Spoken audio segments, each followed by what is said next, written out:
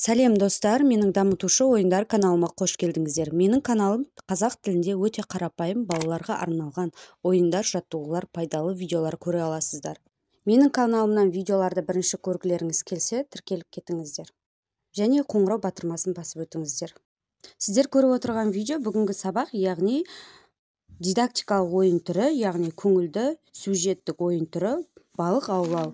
Бұл ойын барысында балалар балық аулау арқылы түстерді таниды және жадқа айтып отырады. Бұл ойында, дидактикалық ойында керекті құралдар, түрлі түсті бумага және бәліш пісіретін қалып, степлер маңызды рөл атқарады. Сіздер де жасап көрсеңіздер болады, өте қарапайым. Көңілді сюжеттік дидактикалық ойынымыз дайын болды.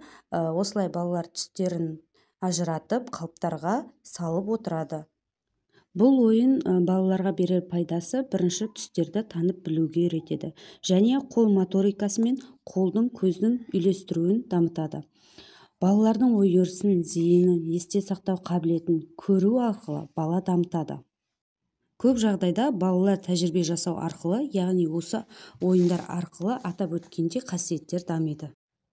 Бұл түстерді балалар күнделікті өмірде көп кездестіретін болғандықтан, балалар түстерді бөліп атап айту керек. Мысалға, қызыл көйлек, көк алма, сары жапырақ деген сияқты атауларды балалар кездестіреді. Бұл ойынды 3 жастан асқан балаларға қолдансаңыздар болады. Бұл ойын барысында балалардың пайда болған ізгі ой қасиеттері, қуанта білу дағдылары қалыптасып отырады. Соңына дейін видеомды көріп тамашалағандарыңызға рахмет. Міндетті түрде балаларға жасап көріңіздер, өте қарапайым.